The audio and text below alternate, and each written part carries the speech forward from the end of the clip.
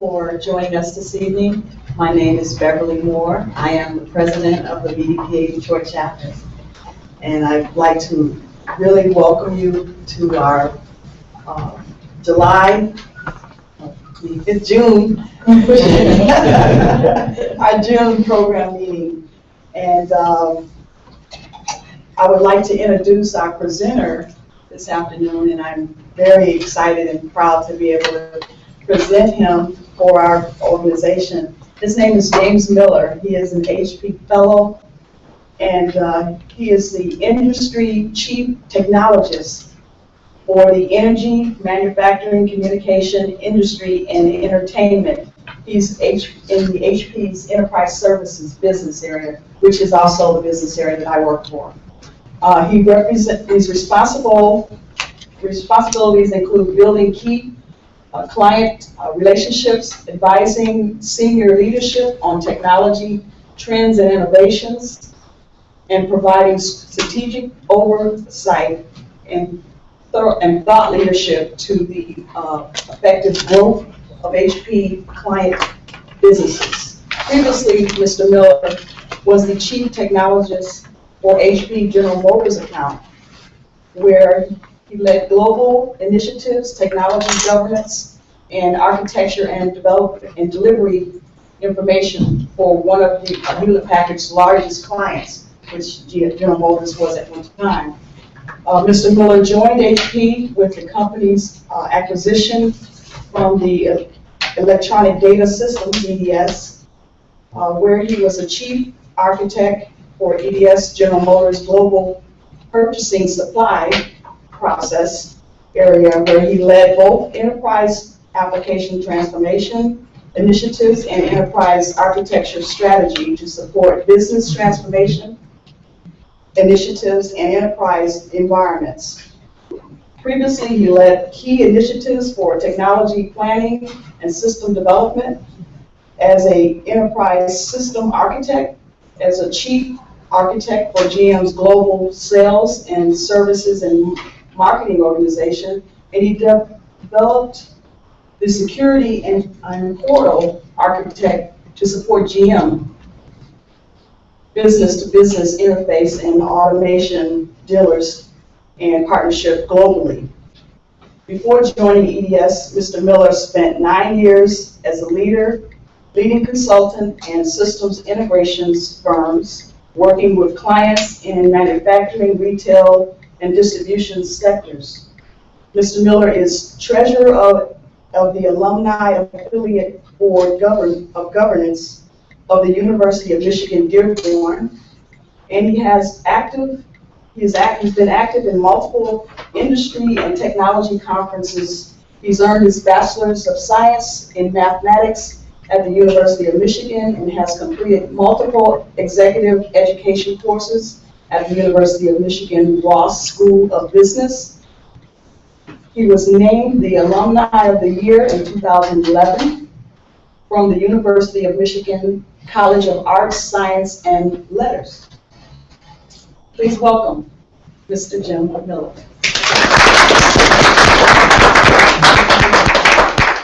Great, thank you. I probably should have sent you the shorter version. Again, my name is Jim Miller. I work here in the Detroit area. My office is at the Renaissance Center on the river. To be honest with you, I spend not a whole lot of time there. Typically at client sites or at other HP locations, including HP Palo Alto in the Silicon Valley, HP in Texas, and then clients all over the U.S. This is a small enough group. I've brought some slides here. If you want to ask questions as we go through, please feel free to do so. If we get through all of the slides, great. If we don't, we'll take a detour. We'll talk about whatever you'd like. I'm certainly willing to do that, either during the presentation, after, or send me an email, call me, don't care. Talk about anything you'd like. Technology is something I like to talk about. I have other passions, and we may even get to some of those. All right, let's dive into this. Innovation. It's a word we throw around a lot. Our customers throw it out. You see it in the press all of the time. Everyone claims innovation is the path that will will keep them in business or help them grow their business, but few people really understand what it means or how to approach it. In its simplest form, innovation is just introducing something new that has business benefit to you or to the company you work for.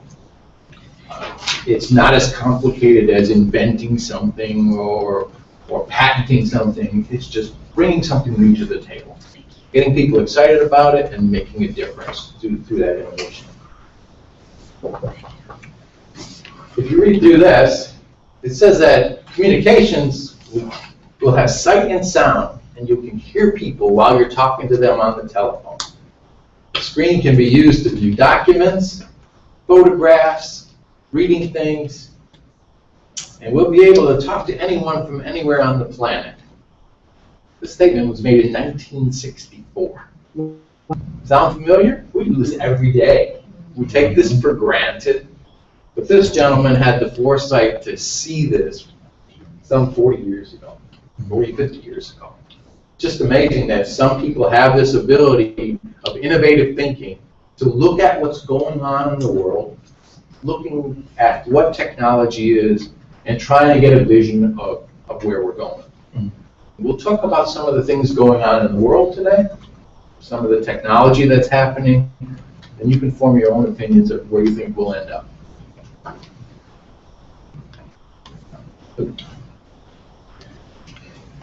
Earlier, we talked a little bit about the HP Museum in California. HP has a strong history of innovation, and you'll recognize a few things on here. If you have a few gray hairs, like I do, some of these will be very familiar. HP was key in the pocket calculator days. Like those calculators in 1972 were expensive. They're about $129. In 1972, that's a lot. Mm-hmm. Many people still have those today. I still do. They still sell them. That exact calculator you could buy on the website. We had a production run because the demand was still high for it. The scientific calculator. We were a leader in that. Some other things that you might recognize: rewritable DVD drives.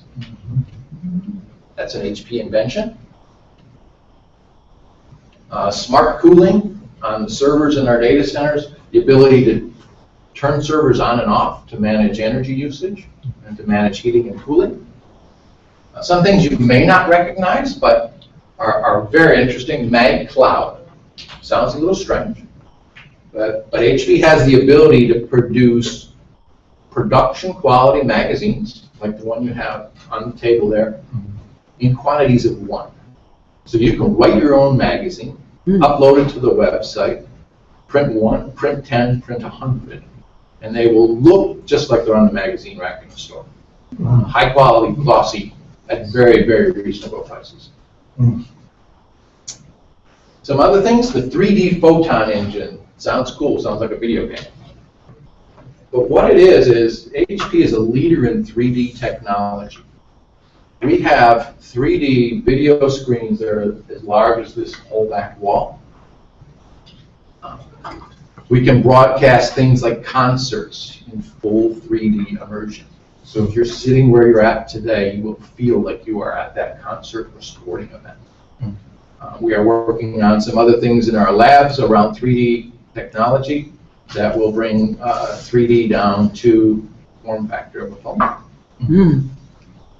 We feel this is a leading area for us, is 3D graphics, 3D presentation at very economical prices. In some instances today it can be very expensive, but we're working on ways to do that. As far as some other things, a little more recent, the Moonshot servers. We took the technology and processing power that's similar to a mobile phone and packaged it in a small form factor so that it could be used in data centers and servers. So we can literally put hundreds of Moonshot servers in a single rack. We process all of our websites. If you log on to hp.com, it's all run by Moonshot servers. They are very, very low cost and very economical from power usage and heating and cooling also. They are about, probably politically incorrect, they're about the size of a pack of cigarettes. An entire server. Wow. Kind of amazing technology. Pretty cool stuff, and if you haven't figured it out, I kind of like cool stuff when it relates to technology, and we'll talk about a few other things. How does HP approach innovation? We look at it in multiple phases. In the more near term, our business units, like our printer unit or our server unit, look at innovation in the 0 to 18 month time frame to try and bring products to market that will sell immediately and meet the demands of our customers. On the other end of the scale, HP Labs, which is based in Silicon Valley, looks at things in the 5 to 20 year time frame and works on some technologies that you will see in that particular time frame. In the middle are the HP Fellows team, of which I'm part of. There are about 40 of us. We look at bridging the two, the near term to the long term, to help meet the demands of some of our customers. What are they asking for? What are their business problems? How can we address them with some of the technology that's coming down the road? The real positive side of that, and people think that I have one of the best jobs on the planet. I don't know that I agree with that, but I get to see a lot of the technology that's being worked on in this space, in the HP Lab space. Some pretty cool stuff. Some of it will never see the light of day. Some of it you'll see in the products that you use with your customers or the products you pick up at Best Buy or on the web. But some of it is pure invention and innovation. We tend to sell some of our patents and technologies to other companies. Sometimes the technology proves to be very innovative, but not necessarily appropriate for a given market, so we might not take it forward into production. One of the things that you may be familiar with if you've been into a Best Buy, we have a product called Instant Ink. What it is when you buy an HP printer and connect it to the internet, we will monitor your usage, we will monitor your ink cartridge levels, the patterns that you print things, the type of documents that you print, and we'll ensure that you have a cartridge in the mail 2 weeks prior to ever running out. So you don't have to be up at midnight when your kids have a report due the next day. So they're great student group. Okay. Then when we look at some of the longer term perspective, we look at things that in the 5 to that 20 year time frame, there are some things that are very scarce and some things that are very abundant. And you have to balance between the two to tell where things are going to end up. And we'll talk about a few of those things. When you look at some of the things that are scarce, there's certainly a rising demand for resources. And working in the tech industry, you can figure out what some of those are. Data scientists, very short demand, or very short supply, I should say. And there are others in the tech industry that are just pretty hard to find at the moment. Economic rebalancing has changed the way the world economy functions and makes it a little more challenging to work in that economy, to move work to the different places where it's more appropriate. Security and privacy, you probably read about one security breach every week. That's not going to stop. I don't think they can all be prevented, but how you react to those security breaches, what you do about it, and how fast you can do it is what's really important. Aging population, that's going to change things a great deal. In the US and elsewhere, the older generation is growing by leaps and bounds, and that will put challenges on us from a technology perspective. And there are some key solutions in that area also that we can address. Rising costs of healthcare. If you look at your paycheck every year, your deductibles and the amount you pay for health insurance keeps going up. We don't see that slowing down, and that puts some pressures on the overall economy.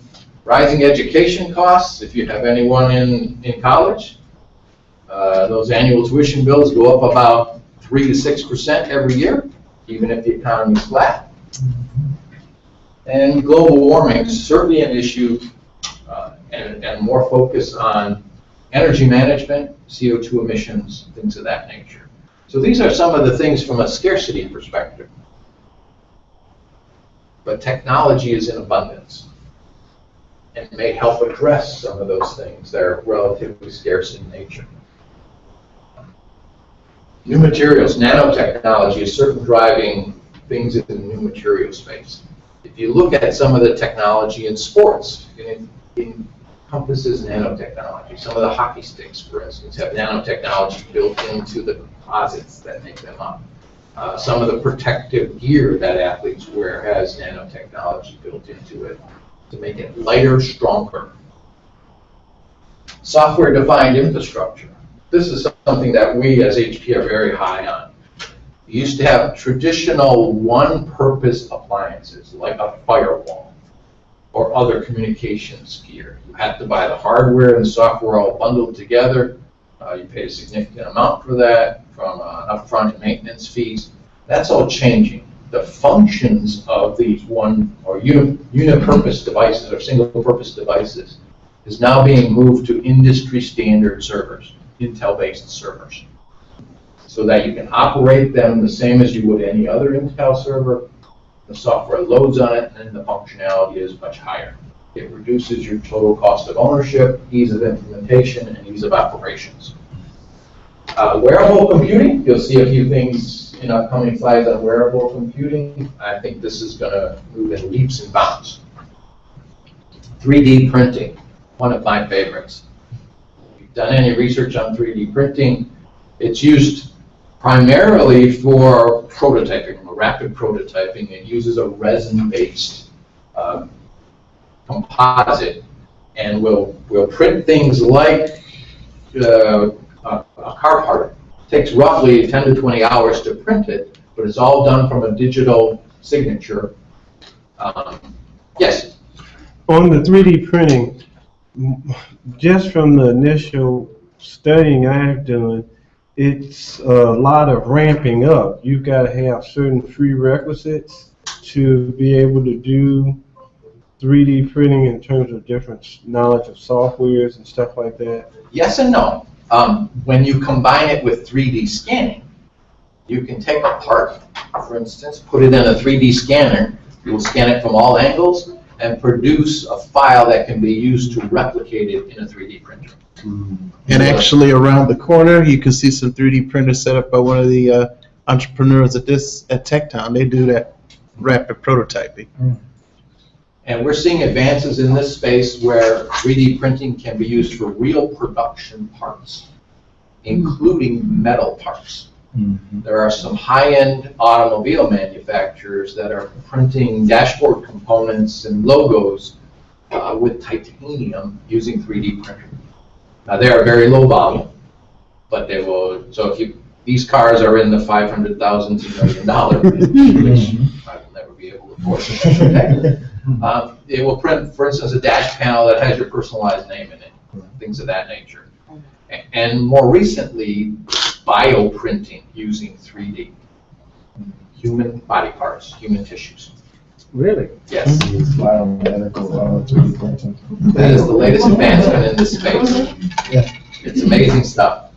The Internet of Things. Everything will be connected. Oh, yes?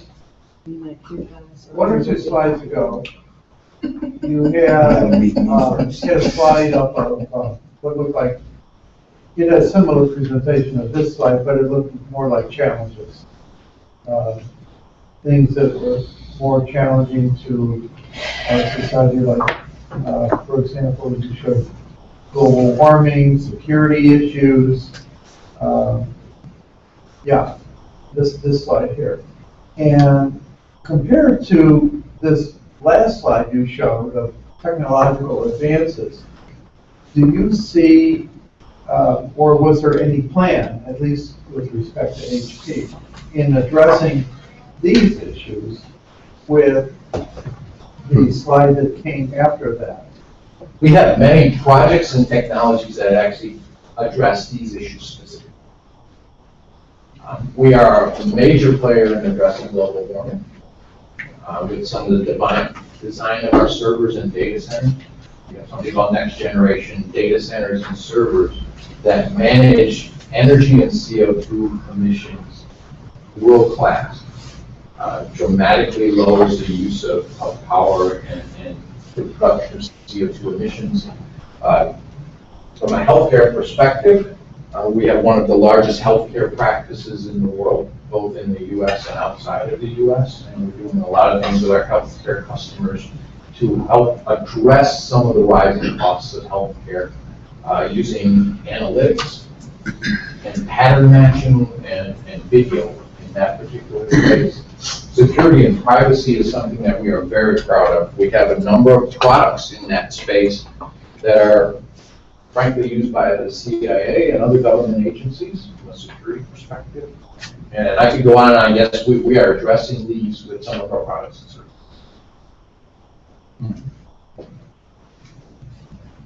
So we'll move ahead here. So how does this affect us?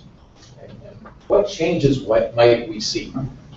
I think you'll see a shift in the IT industry, and you're seeing a lot of that now with cloud, from buying and building to leasing, or shifting from capital expense to operating expense. You see new energy models coming into play. We talked a great deal about 3D, IP and patent wars, intellectual property and patent wars. These little things have caused a war in the patent space. The number of lawsuits around the patents that go into these literally have hundreds of patents that go into the software around these. And the open source software in these are causing a great deal of issues in this particular space. The automation of normal. This is one that will cause a great deal of controversy. Some of the normal tasks that you do in business absolutely need to get automated over time. We cannot rely on labor in the long run, both from a quality and an expense perspective. You will see more and more being automated. In the IT world, system operations is where we're really seeing a great deal of automation, where you have system administrators and DBAs and a number of people that watch the server environment or have eyes on glass handling incidents. We are automating a great deal of those functions for our customers so that IT operations runs on its own. We use some artificial intelligence techniques to solve incidents automatically without human intervention. So this is an area you'll see a lot of change in that particular space. New education models, I'll touch on in a subsequent slide. Water wars. Yeah. Do you read the news? Or if you just go out to California, water is going to be a big problem. And managing water and other natural resources are huge for us. I was at this presentation, and they mentioned something that I had never heard of, which was climate refugees. I had never heard of that concept, in Michigan perhaps being a climate refugee haven. We have the largest concentration of fresh water in the U.S., so it's a good place to live, even if you don't like winter. And technology will play a big role in our personal life. This concept of always connected,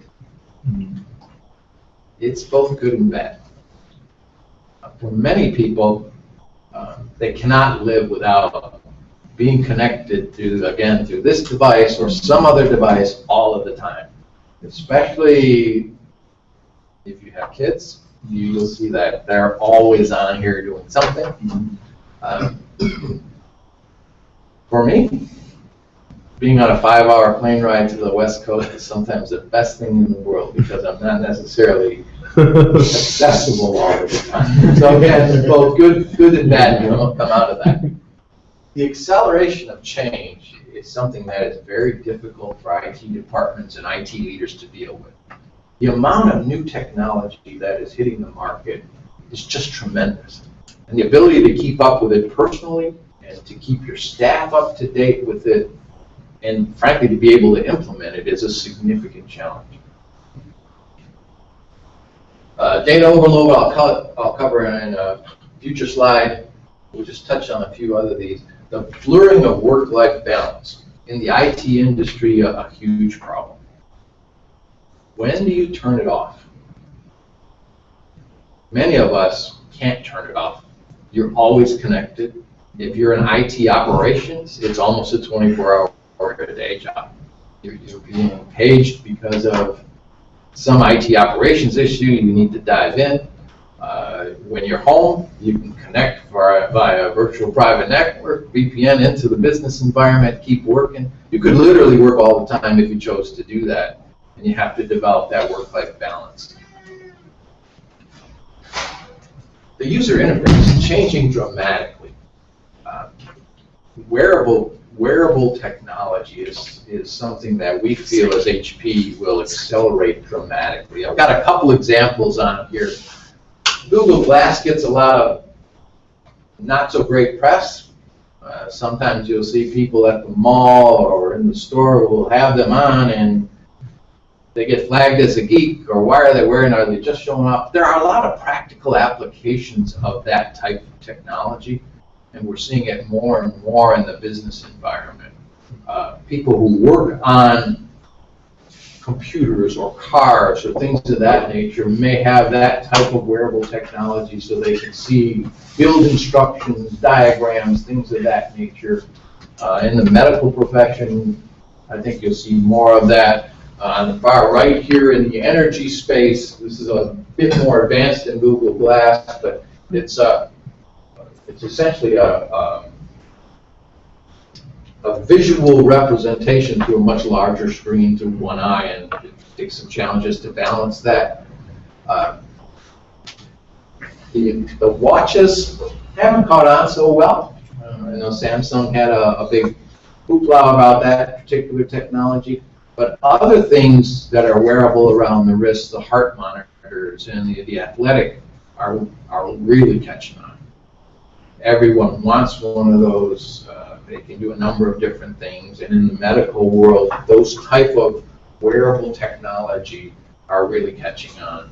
In the plant and manufacturing environment, we've gone from laptop PCs and desktop PCs to tablets are everywhere in the plant environment to manage shop floor control, manage quality. You're seeing hardened tablets used in that space. All different form factors, from a 7-inch tablet up to a 10-inch tablet used in the plant environment. The rise of the digital native.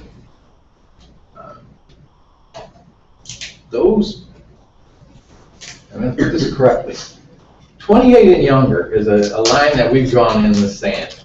If you're younger than 28, you don't know what it's like to not have some of these technologies. You've always been connected to the internet.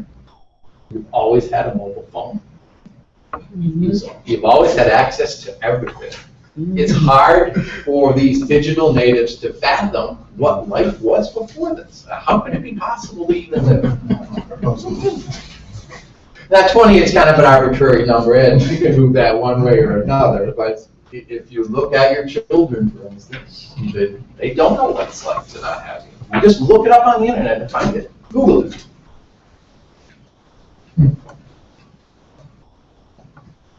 But when you look at the impact on the enterprise, things are very different. The attitude towards security has to change. Device management has to change. Information sharing has to change. And the digital natives will be near 100% of the work environments. So they have high expectations of how things should be and how work should take place. In the business environment, we all tend to use a lot of email. Email is our lifeblood. We do most of our work on email. If you look in college campuses and some of the younger folks don't use email at all. They use social media of some sort, some form of texting and instant messaging, different collaboration software. And that is all working its way into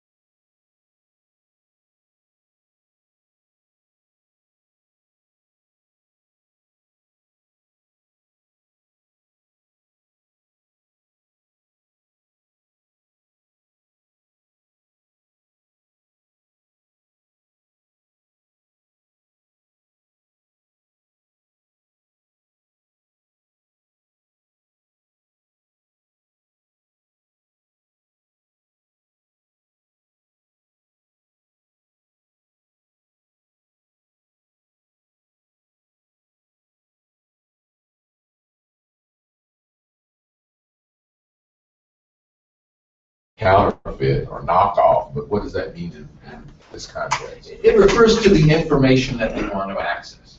They want to get at it, information quickly, and they want it to be authentic or real or accurate. And they expect it to be. When you look at the education model, you'll see a lot of changes in this particular space. The demand for STEM, science, technology, engineering, and mathematics is tremendous. Frankly, we are not graduating enough people with skills in that particular area. And I spent a lot of time with the University of Michigan on trying to get people of different backgrounds into the STEM program. And we do a lot to help them out. We do coaching and mentoring. The demand there is so high, we can't get enough people to go through that particular program. When you look at how you learn, that's also changing. We're using gamification techniques to learn. So treat it like a game. In fact, some of the software behind learning has its roots in the gaming industry. And we're finding that many people learn faster and get more engaged when you use game technology from a learning perspective. It also makes them more competitive because they're scored and they may compete against others from a learning perspective. So pretty slick techniques from a graphical perspective in that space also. Focused on creativity and not just learning facts. I know that when I was in school, the thing that I hated the most was read this, take a test, give me all of these facts back. I could do it. Does that mean I learned any of it? No. I just remembered it and memorized it. Just for the test. Just for the test. That won't cut it anymore. The demands for logical thinking, to be able to put things together, to collaborate with others are very, very important in the educational environment. The demand for interpersonal skills is also increasing tremendously. Yes? Jim, before you go to that part, there's a movie that's coming out in August called Lucy, and it stars Scarlett Johansson. So anyway, it's got something like almost 15 million views on YouTube already. And the central premise of the movie is that she's used as a drug mule, and the drugs get into her system, and then she develops this capability to use 100% of her brain. And so everybody knows 10% of your brain is basically what you're using now.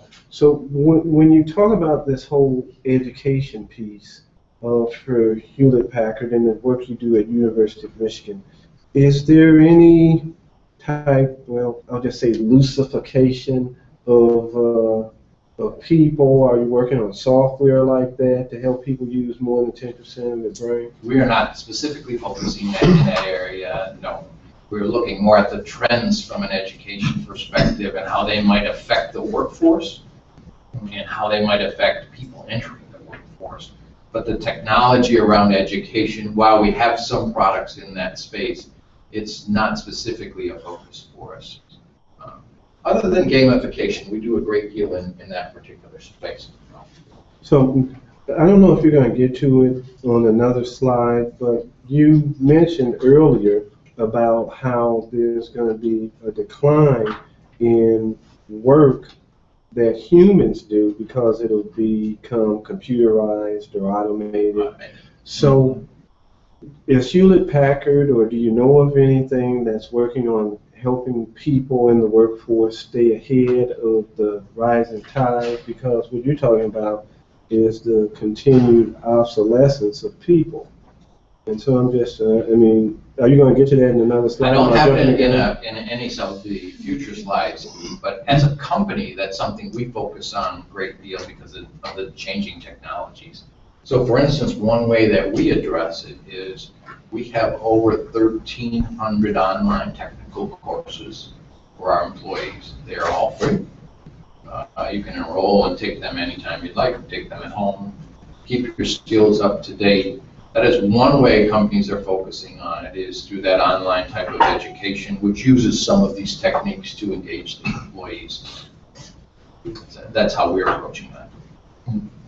From other skills required in the workspace, everyone will have a basic set of skills, but that the interpersonal skills, the ability to work with others and work in a collaborative environment is very, very important. I do some talks on college campuses with business graduates and IT graduates, and they all ask, well, what should I focus on to get a job or be in the industry? And I always tell them you need to balance two sets of skills. You need to have the core IT skills and some set of business skills to go with it. Just having the IT alone it is not enough to get by anymore. The highest demand individuals are those that can bring those two sets of skills together. There are some new business models. We talked in the hallway about micro-lending, crowdfunding, crowdsourcing. We're seeing a lot of that in the technology industry. Crowdsourcing for open source products and new software coming onto the market. And there are some new operating systems even coming onto the market that are completely crowdsourced. It's one way of engaging in a larger community, gathering the intellectual brain properties of many people for the end result. Virtual companies that exist for a very short time and very small purpose. They get it done, and they move on to something else. Versus the 30-year or 100-year companies who have been in business forever, very short-lived. We already talked about 3D printing. The changing attitude of consumers, we'll get to on the subsequent slide, but consumers are becoming more educated. When they walk in, they know what they want. They know more than the salespeople. Sometimes it's very difficult. Predictive management. Well, we'll talk about data and predictive management in a bit also. Jim? Yes. Before you move on from that slide, can you touch on the abundant technology to solve a whole range of problem domains? And I'll give you kind of the example from my perspective that triggered that. I also work for HP. I have a client who's a government-sponsored agency. They have the most fabulous help desk I have ever encountered. If I have a problem with any piece of technology, whether it's software or hardware, in their entire domain, I make one phone call, and these people are just amazing in their ability to take care of it. And I know they're using some kind of knowledge base, but their ability to access that information, it can't just be the individuals. So I'm wondering, okay, whole new range of problem domains. What's that mean to HP? Because that's a type of problem domain that they got going on. Is there something that we're particularly focused on within HP? In that particular space, the answer is yes. We have a product suite called Autonomy. And Autonomy used to be known as just a search engine, but it's much more than that. It has some intelligence to bring multiple data sources together. It has greater than 400 different feeds of information and can provide information to those knowledge workers like the help desk you're talking about very, very quickly to solve problems. So it's not just a keyword type of search at all, but it has a lot of intelligence as to how it accesses the data and how it correlates them. It can also search through audio and video. So if someone else called in with the same problem, it can search audio files for that conversation. It can search presentations, full motion video, still pictures, to find solutions to those type of things. And it's being used in more than just that context. We can diverge a little bit here. I'll give you an example of something that I thought was really slick. The London subway, train tracks, can be a pretty dangerous environment. Too close to the tracks, things of that nature. The London subway, called the Tube, has full motion video cameras involved. And they use our software to video the entire environment. And through video analytics provided by HP, they can sense when a person is getting too close to the tracks and alert the security personnel to come take care of it. There's no one watching those videos. It's all done through video analytics. We also do some work for a harbor master in the city with the boats going back and forth, which would be what we have here at the Detroit River. It senses the motion of those boats in the harbor, all through video analytics, and can alert the harbor master to change direction of some of those boats to avoid any type of collision activities. So that video analytics work, at least in the example of Tube, would be real time. It's real time. It's not after the fact. Real time analytics video. Wow. I was just gonna add, they need something like that for the aircraft industry. Yes. I was just about to ask, as like, anything implements to the aviation, as far as like troubleshooting and problem solving and stuff like that, the HP is now. We do a lot with the telemetry that comes off of things like airplanes. So a typical airplane will produce about a terabyte of data in one flight. And through some of our analytics capabilities, we can look at patterns in that software and alert to problems with the plane itself, do some preventative maintenance type of activities. We have not got involved in crash avoidance from airplanes or anything at this point. I was at a presentation last night, and they were talking about this type of analytics being used on cell phone. And if you're trying to text and drive, it won't let you.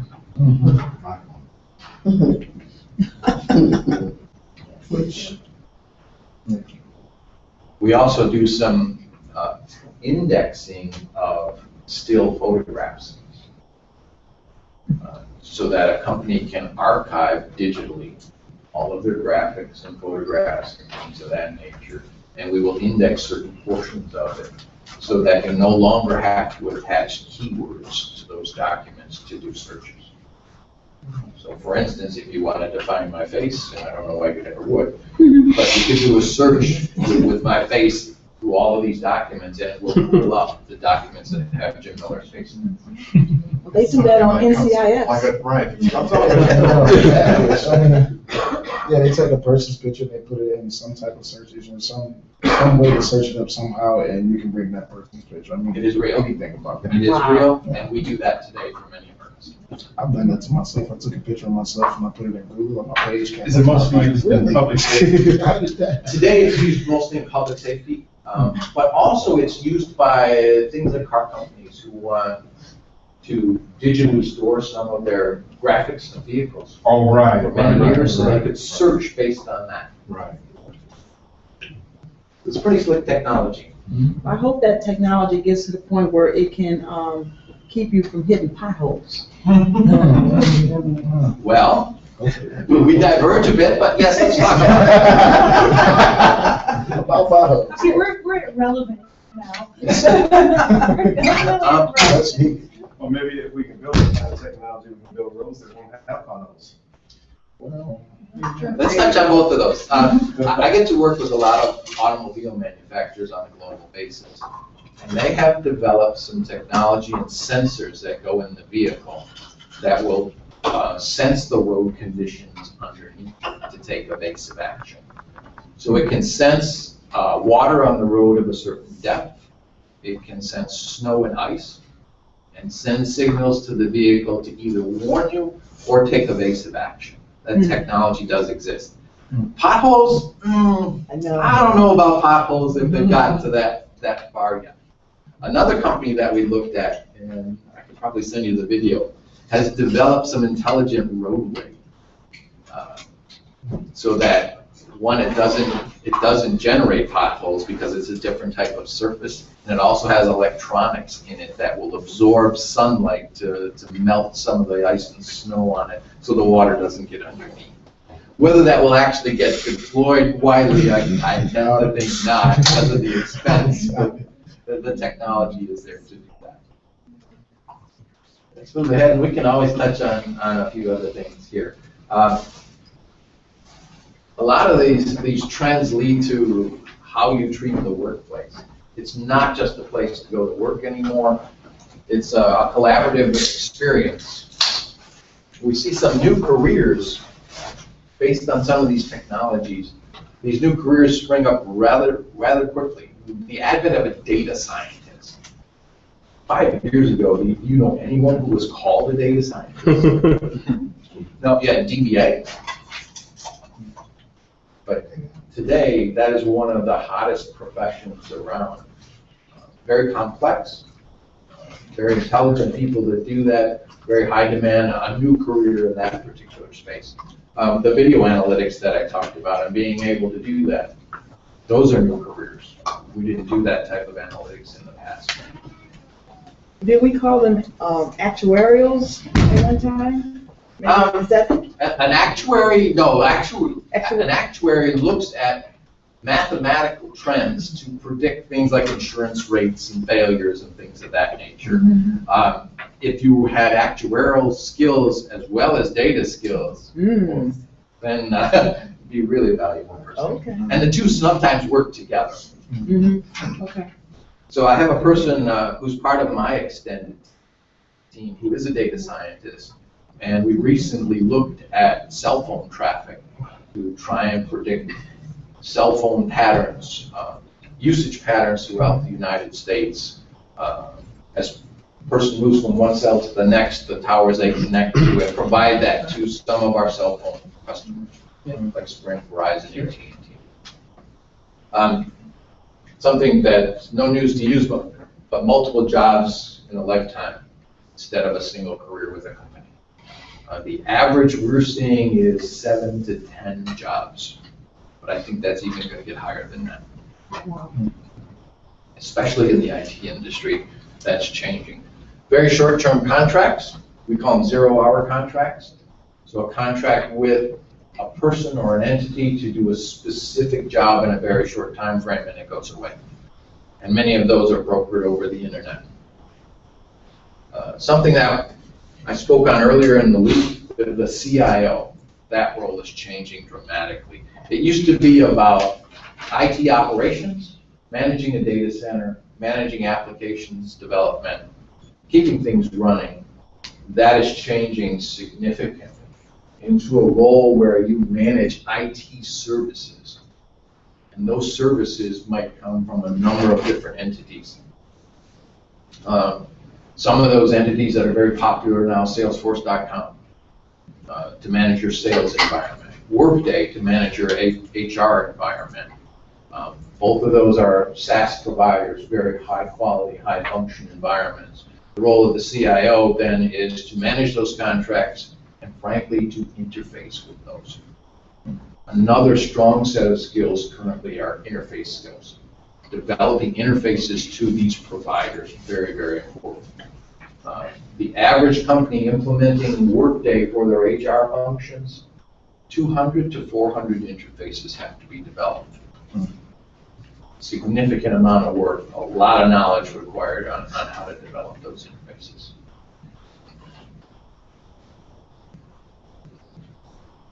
The new world, just some numbers.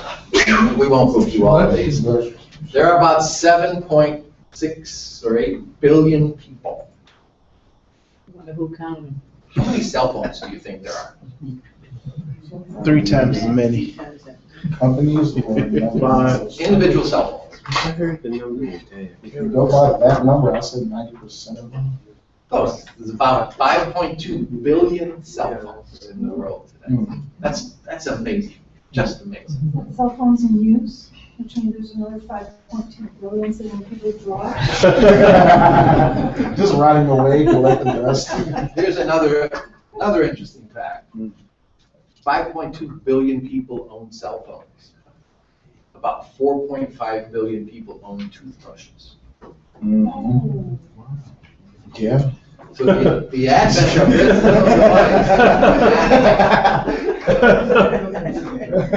It's amazing. is dramatically changing. Some costs. System memory. 528 meg or a gig for $2. Amazing. Magnetic storage, 2 terabytes for $1 is where things are going to be by 2020. Can we just get that now? A few weeks ago I Please. went to Best Buy and bought external storage. 1 terabyte, $79. $2. And we predict the memory model is going to change significantly. Our labs are working on a concept called universal memory, where you don't have DRAM and magnetic storage in one set of storage. So you don't have to move data from storage into DRAM and back and forth, which is the amount of time that a computer normally spends most of its time is moving data back and forth. We see that memory model as flattening, which will dramatically change the industry. And there are other companies working on that similar technology. Factoids are always interesting. We're going to skip by this one and talk about a little bit about the future and where we see some things going. And then what I'd like to do is talk about a few of my pet peeve technologies and then take some questions. There's something we call the explosion at the edge, and it's all around sensors and sensing. So as you look at different devices in the world, they are all gathering information through sensors, and all that information has to be correlated and processed together. If you look at a typical new vehicle, a new car being sold, it has greater than 100 sensors in it.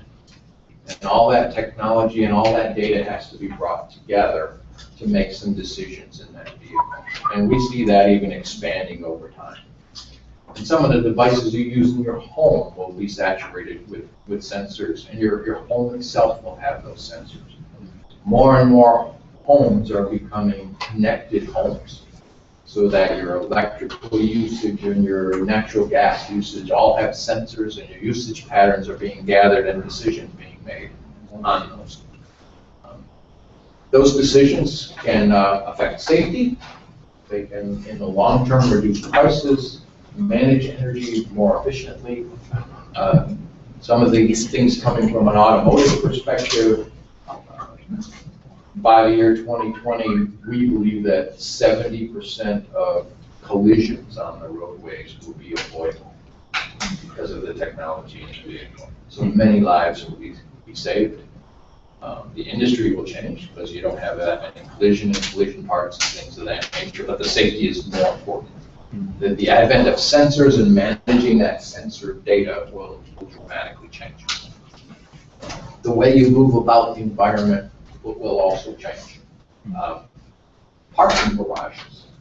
Many parking garages are embedding sensors into the parking spaces, so they can tell if a space has a car in it, how long that car has been in space. You can publish available spaces so that when you're driving someplace, you know whether you have a space there or not. It's done in a very rudimentary way today with the ticket going in and out, but that will change dramatically if you don't have that. Yes? Well, all this potential information being gathered, is it kind of just a database that's an abyss that would never run out of storage space? And then we're gathering so much more data now, and not today. Eventually, we will get to a condition where the amount of storage is not relevant. That you won't run out of storage. Today, it is a very limiting factor. okay. It's so much of a limiting factor today that we throw away a lot of data. We talked earlier about the telemetry coming off of a typical passenger jet. 80% of that never gets touched or accessed because the volume is so high. You can't store it for a long period of time, so you do some preliminary analytics on it, make some decisions, but you can't look at it all. In the future, you will be able to look at it all because there won't be limitations from a storage and memory perspective to be able to do that. But it's a great question. It is a severe limitation at the moment, even though it's expanding and the prices is going down. Yeah, if that being the case and memory shrinking in terms of physical size and capacity increasing at the same time,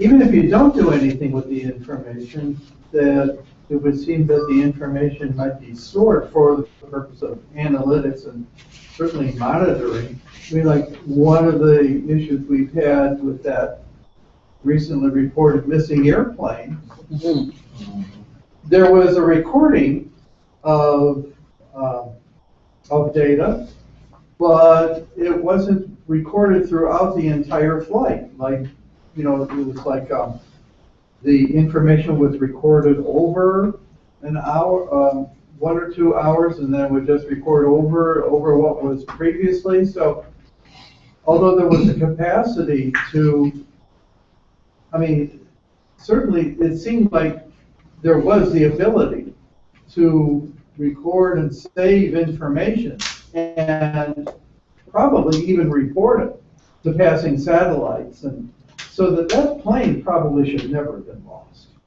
I would tend to agree. I think the technology is here today that in a passenger jet like that, much more data could be recorded than is currently built into those planes. The black box, for instance, only records the last few minutes of a flight.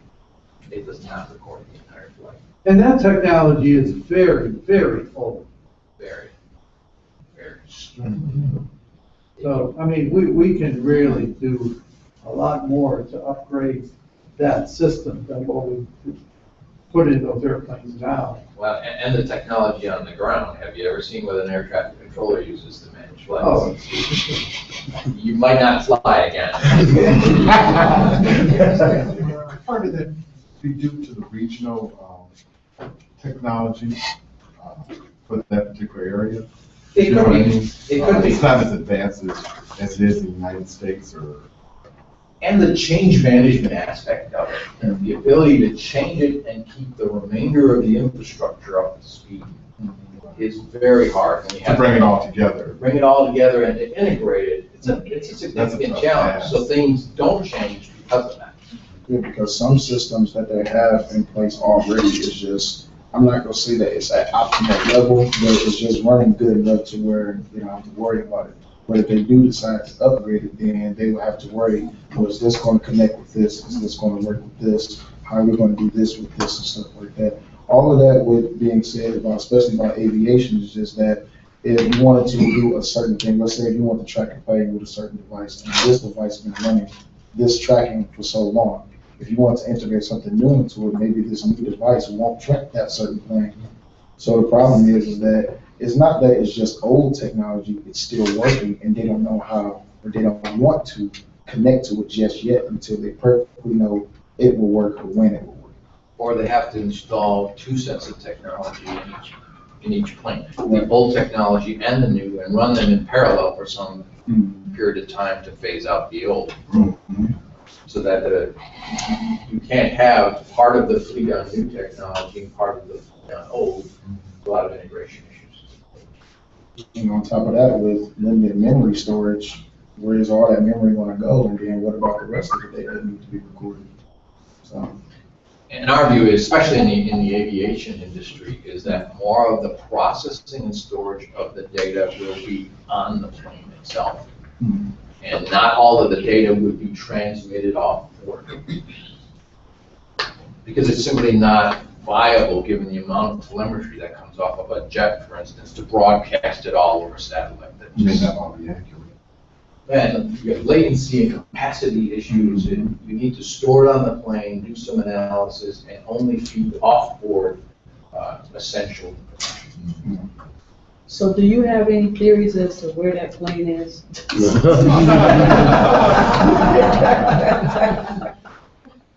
I'll let them answer. Twilight Zone, I think that's where it's at. No. The recent analysis that was released, I tend to be on board with that. They had 10 individuals get together and they kind of concurred that it's in a different area, and they used some mathematical modeling to do that. My background is mathematics. I tend to believe what they're doing right now will get them closer, but it is, a needle in the haystack would be easy compared to what they have. The range of where they're looking now is still greater than a 50-mile radius in the open ocean. That is just huge, huge, and at those depths, very difficult. So you definitely think it went down? It wasn't hijacked or kidnapped?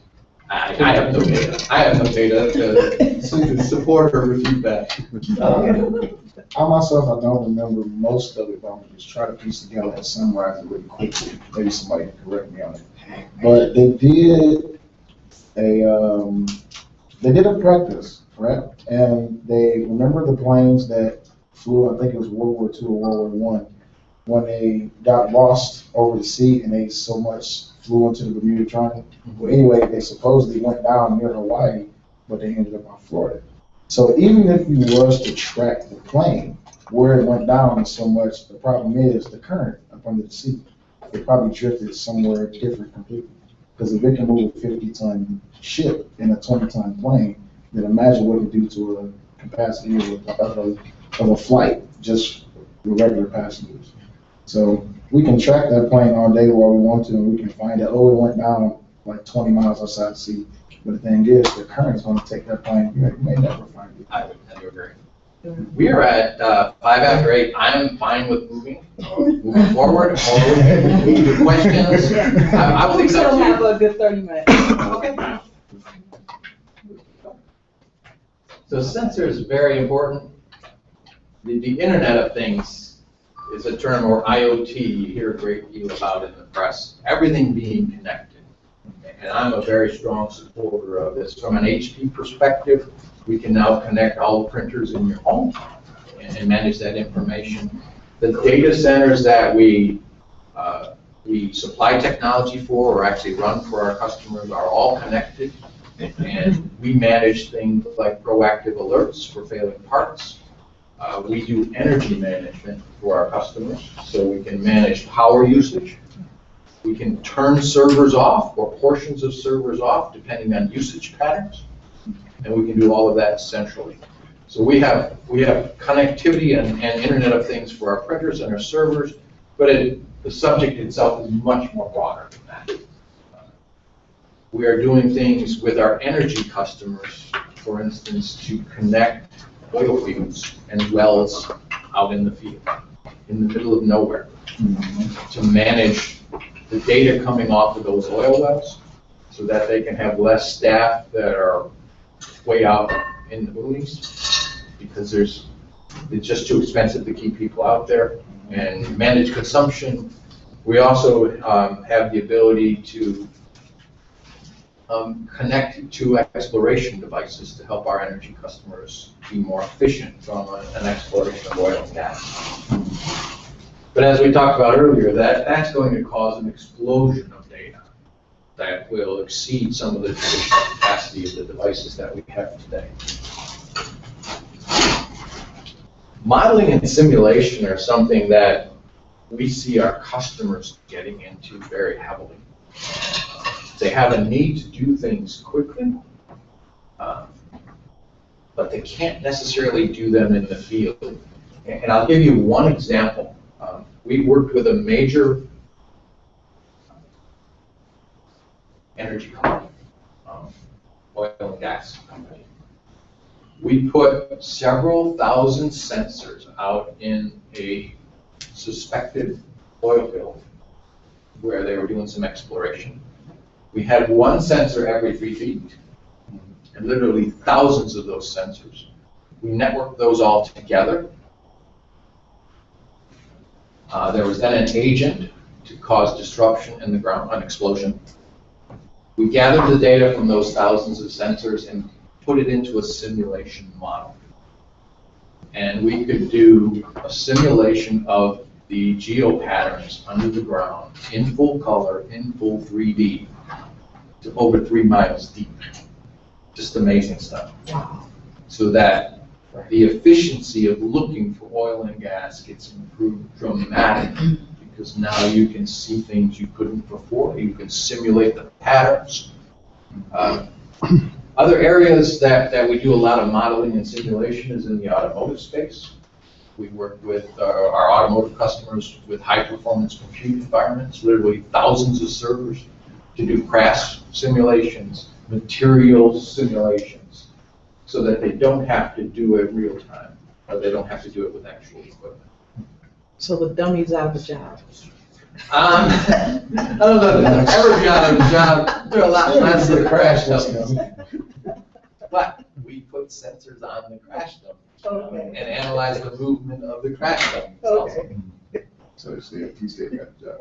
So modeling and simulation is something that we see in very high demand at the moment, not just in the energy business or in the automotive business.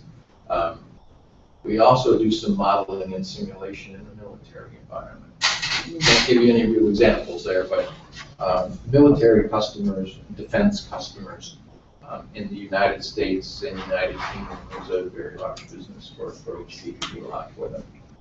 Stuff with the tanks. Stuff with the tanks, also. No, all aspects of the Navy. I'm thinking you said military, I think was just sort of thing. Tanks. With simulation for that. Yeah. Yes. That they might encounter. Excuse me. Yes. Before you move on, I have a question about, are you working with law enforcement to battle cyber terror? Some of our products are used in that type of environment, yes. We have two things. We have a set of products that can analyze security logs in high volumes from all different devices and predict patterns and do correlation of those to help prevent cyber attacks. And then we have a team of security scientists that will work with our customers to, one, analyze their environment, and also to help analyze some of the security attacks and help prevent them in the future. Some of our scientists in this space participate in the hackathons. And there's a big one annually every year. I think it's out in the Arizona desert where they all go out and they try and do some security hacking and testing, and we always participate in those, and it's a great deal of learning. So that's a space that we're very deep into. And we, as I mentioned earlier, we also do a lot of video analytics in the security space. And we do a lot of that for government. From an audio perspective, audio files, the NSA analyzing phone calls, our software is behind that. You know what, I've got a tough question for you now. That would be HP being an independent company with global clients, an American company, however, global reach. Can you say, I'm not going to ask you the yes or no, I said, can you say if you are working with any foreign governments in the area of cybersecurity that are not necessarily friendly to the U.S. government? No, we are not. We have very strict rules about which government clients we will work with, and we typically do not work with governments that are not friendly to the U.S. Okay. We don't want to create a situation that would compromise our other clients to do that. So no, we do not do that. Okay. We don't even sell hardware to those countries. So there are many countries where one cannot travel, we don't have a business entity, and we track very closely hardware movements, and we don't sell directly into those or through agents in those countries. Okay. All of us have to take the class every year. Yeah, we do. Where we have to learn all of those rules so that we don't personally get involved in anything, because it is very tricky. It is. You can be liable. We can personally be liable for that. So we do training every year. We have to sign off on the dotted line that we've taken the training and we understand how to manage those environments. Good question. Thanks. All right, move on here. We talked a great deal about data already. We're going to skip by this one. New consumers. This goes along a bit with the concept of the digital natives that we talked about earlier. Consumers have no tolerance for latency. You want everything right now. You've got a 12 or 13-year-old at home, you know what I'm saying. Yes. I want it now, the information should be there now. And that's an expectation. And as these millennials move into the workforce, they have the same expectation. I need this information to do my job. I need it now. I don't want to wait 2 weeks for an analyst to develop it. So it's changing the technology that we have in the workplace to meet those demands. It has to be simple. I was at a conference earlier in the week and they talked about Amazon. Everybody uses Amazon. Well, most people use Amazon to order things. You ever take a training course on how to do that? No. With www.amazon.com and you go order things. It's that simple to do. That's the expectation of functioning in a business environment. Our customers expect business software to work the same way. They don't want to go to a week's worth of training to learn how to do things. They want to log in and go do it. And that would be instructions. I think there's also in the business environment, I see it daily, is even complex ideas, they have to be, and I'm not going to say dumbed down because that's not it. You really have to be able to think about a complex, you're working with something complex, you have to really be able to take a step back from it and explain it. And so that's a gift that our HP fellows have, all of them, not yourself included, you can do that. But we have to bring it day to day into the workplace too. It's not just about the interface, really. Worst you can do is alienate somebody by not explaining a concept that they can understand. Just a few other things here. Quality is expected, no failures. If you're using some of the new SaaS products like Salesforce.com or Workday, they never go down. How often does Amazon go down? How often does Google go down? Never. Never's a long time. But close to never. And that's the expectation. IT should run all the time. It shouldn't be down for 3 hours because there was a server failure or someone went in and put the wrong command on a line. That's the expectation. But I think we've all gotten to the point where we accept failures. I mean, driving over here, I was using Waze as an app, and it crashed, and I needed to restart it, and that happens all the time. I think people have gotten a little bit tolerant of things that don't work or need to be restarted, or I would say in some cases people are more tolerant than they are in a business environment where everything really does have to be T's crossed and I's dotted. You raise a valid point, and let me expand on that a little. We have a team of fellows that's looking at a concept called just good enough. And that's an attitude in many consumers that all I need is something that's just good enough. I don't need the perfect thing. I don't want to pay for the perfect thing. Now, because Waze went down, it wasn't mission critical for what you're doing, so just good enough is fine. And it's at the right price. And we're seeing that in the business environment also, where companies were paying millions of dollars to have a system that ran 99.999% of the time, all the time. And there's a huge IT staff supporting it, huge software expense to do that. And then they figure out, maybe I only need it 99.0% of the time. And I can cut my IT costs by 30%. That's just good enough. And we're seeing that across the board in a lot of environments, not all environments, but it's value to the price you pay. Great point. So how'd you like to be flying cross-country and the pilot has to reboot the airplane? That's a situation where it's not just good.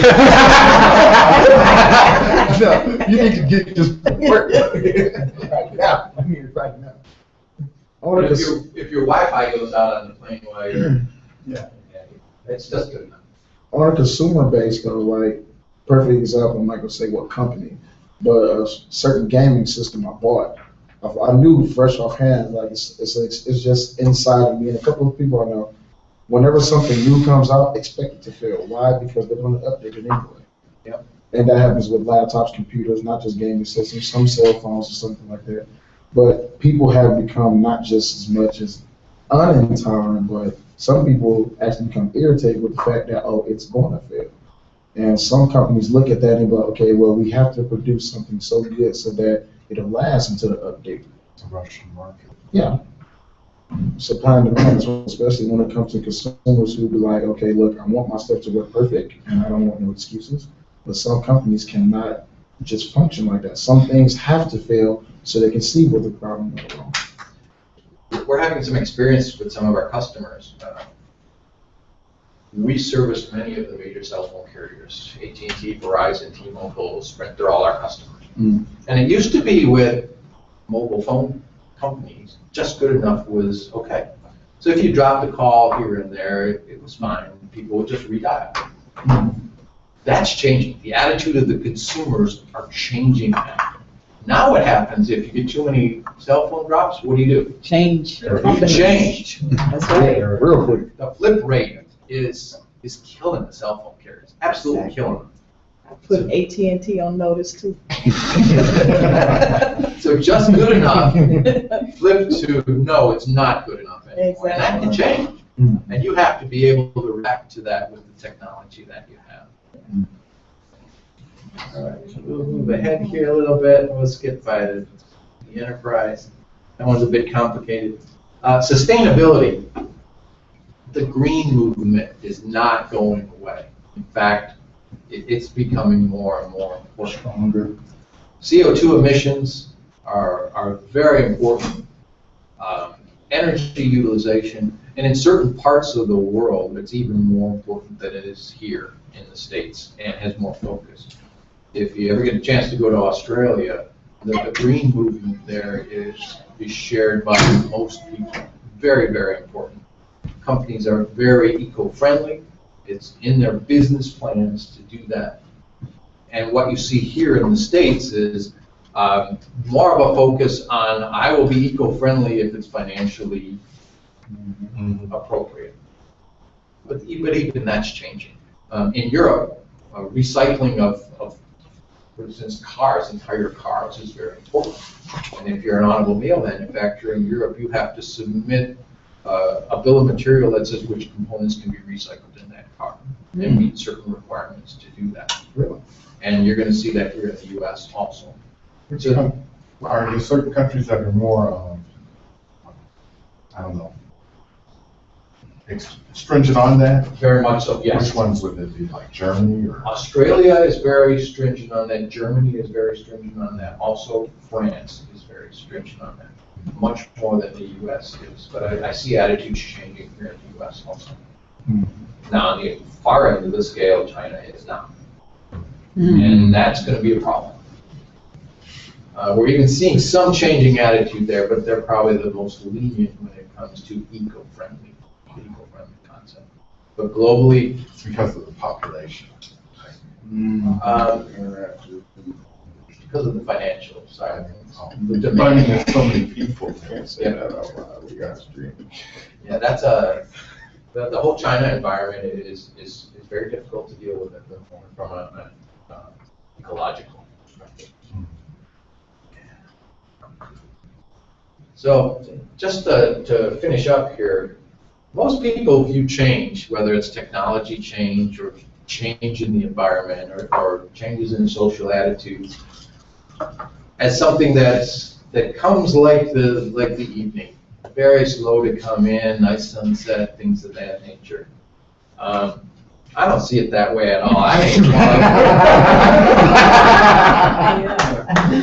I was about to say, if you can go back to that slide, if I could wake up and see that not that. If I could buy a new product and see that other slide every time I buy it, I would be happy. Things are changing way too fast. It's hard to adjust. It's hard to keep up. It's hard to integrate all of these new technologies. But on the flip side, there's a lot of opportunity to learn. There's a lot of opportunity for new careers. And it will continue to change in the IT space. Many people view IT as something that has changed dramatically in the last 2 years. I would tell you, based on what I've seen in Silicon Valley, you haven't seen nothing yet. There's a lot of new things coming that will dramatically change the way we all do work in this particular industry. Like what?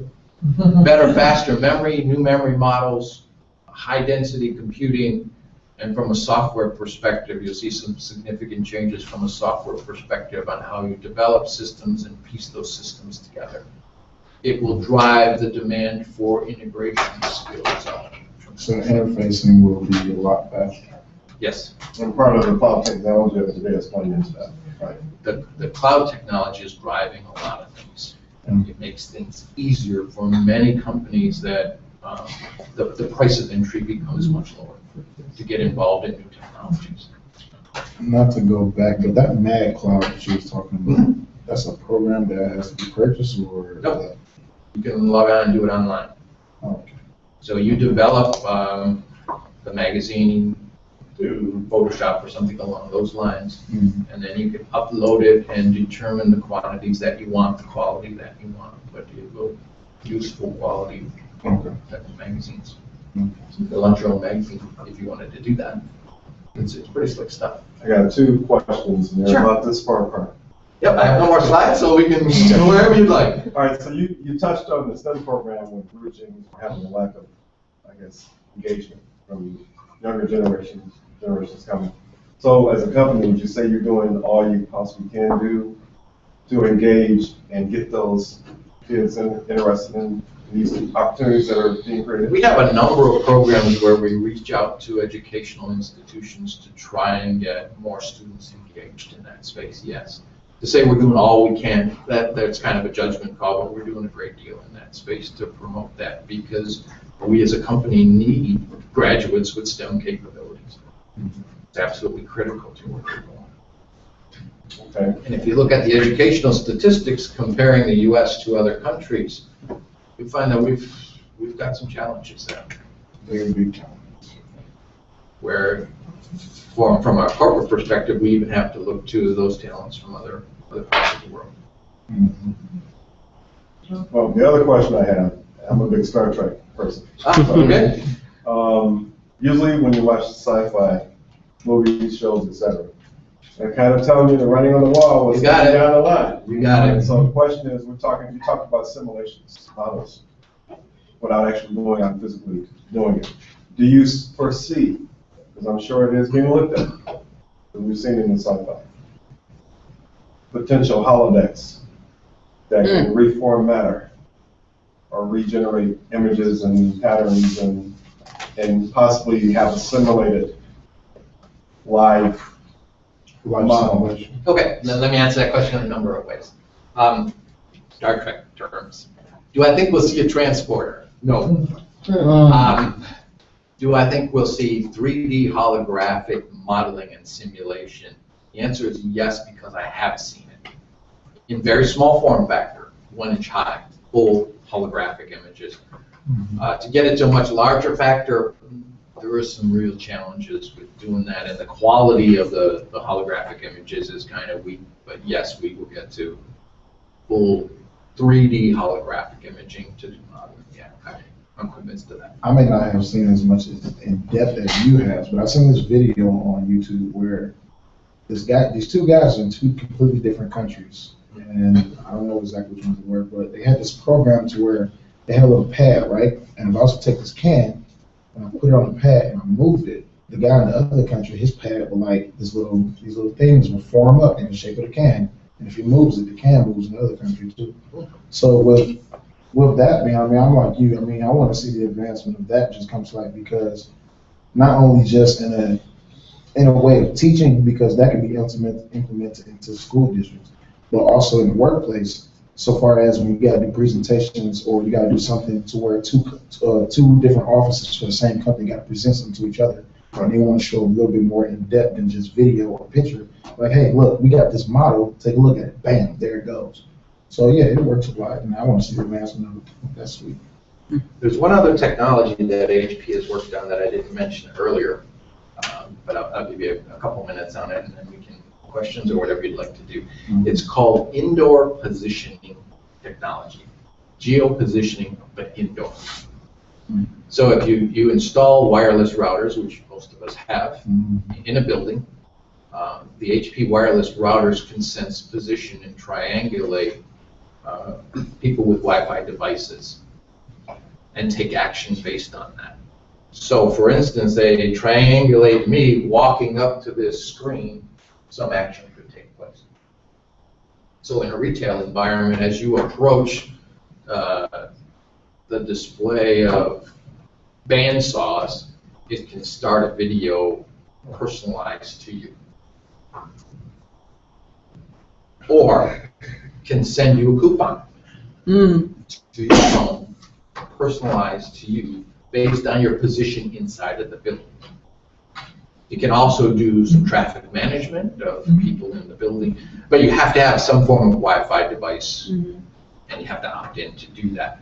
But we're seeing a lot of interest from some customers on that sort of thing, because it can take some inherent action based on where you're at. Yeah, that means so. And it is accurate to within 3 feet, which is pretty close. Wow. Yeah, me so. Pretty close. Pretty cool stuff. So you could even do practical stuff like turn the lights on, or, if you create heat in the flooring, just heat the cubes with people or the office.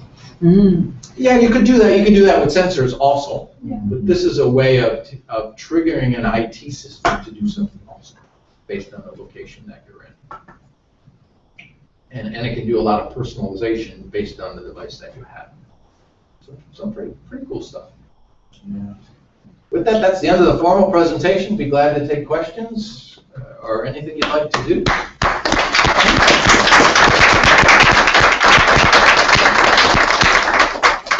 And thanks for having me. I always enjoy talking about one of my passions here. If you have additional questions or just want to talk, if you have my contact information, just feel free to get a hold of me. Oh, yeah, Oh, that's right. Yeah, you did.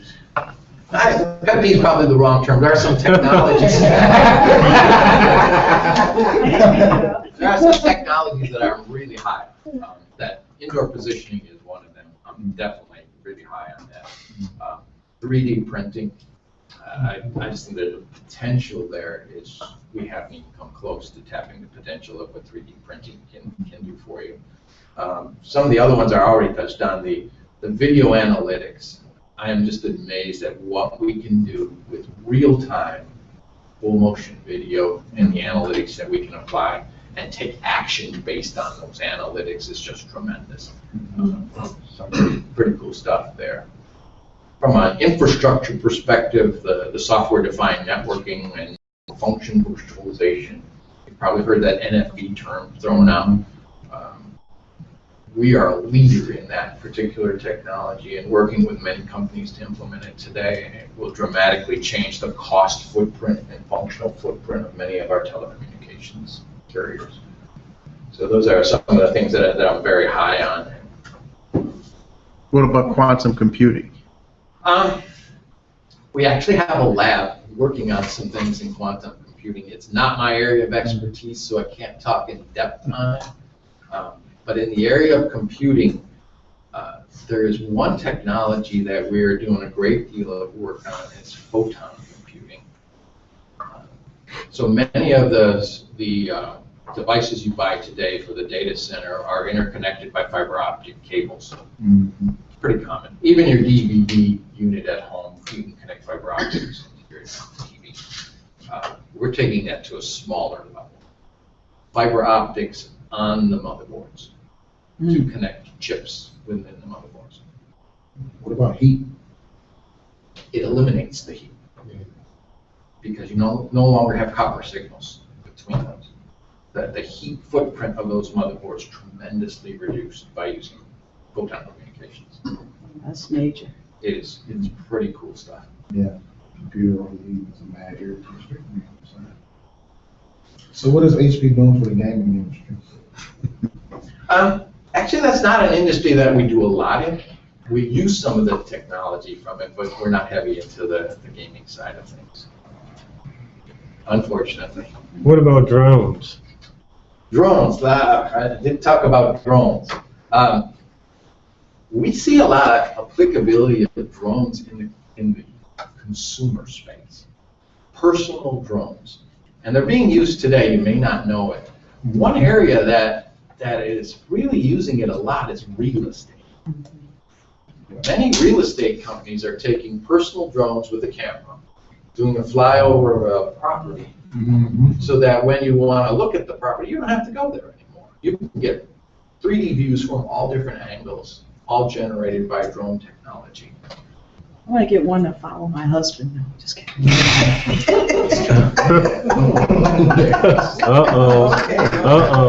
Another industry. Yeah. It's bad enough they got TV shows and stuff. Get a drone for that. Jim, what about futurists? Are there any futurists that you follow? I don't follow any particular because we have some futurists on our staff. Well, that's a good political answer. You running for office next? I'd like to. No, that's not for me. What about materials? We look at some of the materials for our customers. In automotive, we're looking at a lot of things there. Lightweight composite materials and materials based on nanotechnology are things that we've gotten involved in. Is there a specific set of materials? No, that was it. What anything that takes our energy and reuses it through the materials? Or? From an energy reuse, let me talk about our Wynyard data center. We have a data center in Wynyard, which is in the United Kingdom. And it is one of the most advanced data centers in the world from an energy management perspective. We do all of the cooling through underground cooling. So we pump the fluids underground, bring them back into the data center. The data center has no windows. It has hot aisles and cold aisles to manage cooling on an aisle by aisle basis. Cooling is all done through vents vertically, so we don't air condition the whole facility, so we don't waste money. So very high-tech energy management in our Wynyard data center. And there may be some videos on YouTube that you can. How you spell that? WYNARD.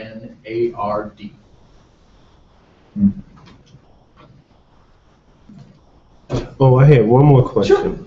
What was it, last week, they had a big Brookings Institute press conference about innovation districts. Do you have any opinion about those? I think it's important to have innovative resources and companies located close together. I think the synergies for doing that are tremendous. The days of locating a company way out in the suburbs by itself on a private campus, we see that changing a great deal. People coming together more closely to share those innovations. That's one of the reasons Silicon Valley is as advanced as it is. Everyone's very close together. The talent is close together. A lot of sharing. I'm very high on those type of innovation districts. I'm hoping we get more of them here in the Detroit area. I think it would be very valuable for talent in the area, for career management, and to attract more young people into the environment. We're standing in one right now. Good. Good. Okay, so with that, was there any other questions? And for the last couple of questions, Jim, on behalf of the entire BDPA team and all of our guests that were here tonight, I'm sure everyone enjoyed you just as much as I did. It's been a great presentation, and we really appreciate you making the effort to come out here tonight. So let's give him a hand.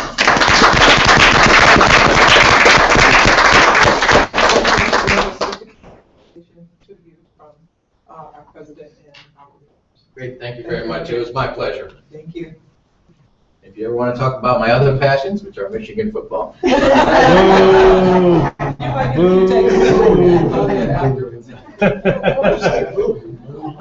those of you who don't know me, my name is Sharon Doss. I'm responsible for programs and professional development. And our team puts together events like this, the information exchange and other activities that you'll see throughout the year. I know I've seen several of you at a number of our events, and we hope that you will continue to support us for our events in the future. During the summer months of July and August, we do not have our monthly information exchange. So we hope to see you back again in September. And you'll look out for information from us online, as you do with the clip handles a lot of the things that you see out here. I'm going to ask, Beverly, I know I said I was going to do it differently, but I'm going to ask you to come up, and I want to make sure we just go around and catch who's in the room before we leave. I know I've got to start packing up some things. And last call on the food also, so please, the more you eat, the less I have to take back and pack up, so please do that. But I wanted to go around and make sure we knew who everyone was.